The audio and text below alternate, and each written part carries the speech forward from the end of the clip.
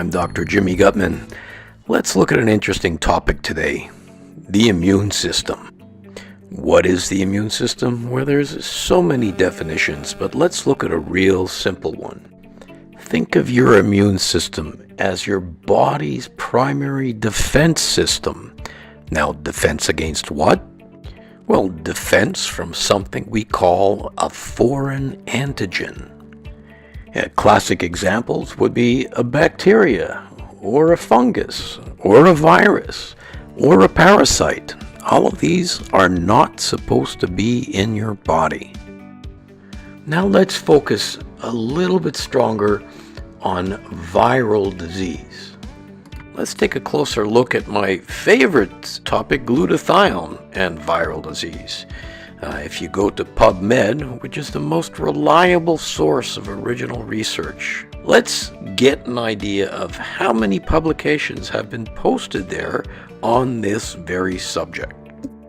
If you enter the key terms glutathione and virus into the search engine, you're going to get back somewhere around 3,500 different articles.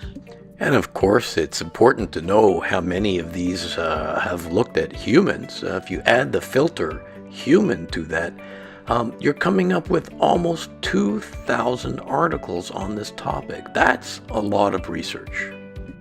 So how does this all work? Well, let me give you a little course on the immune system. And for all the doctors out there, please forgive me. We're going to do this in 90 seconds. You ready? So today's subject is going to be me.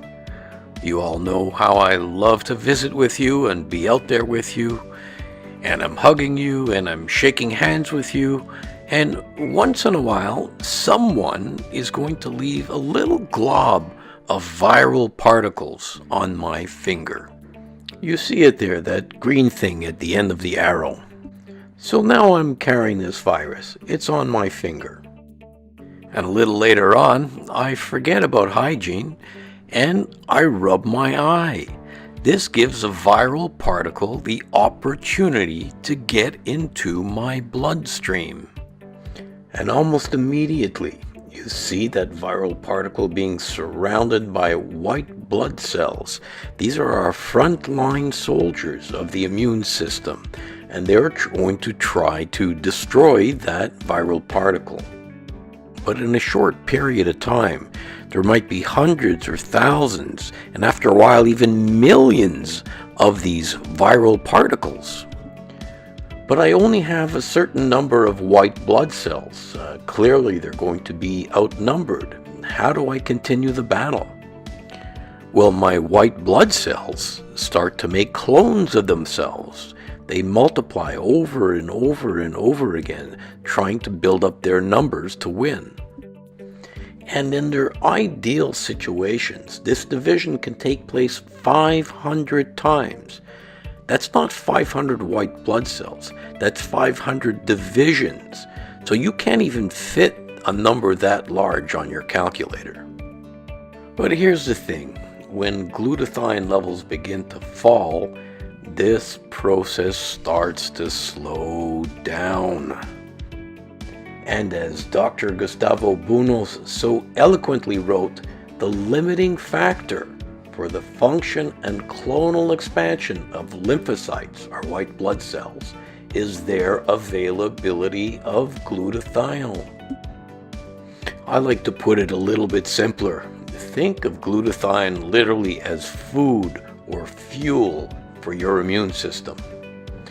Bottom line, as glutathione levels fall, so does your immune function.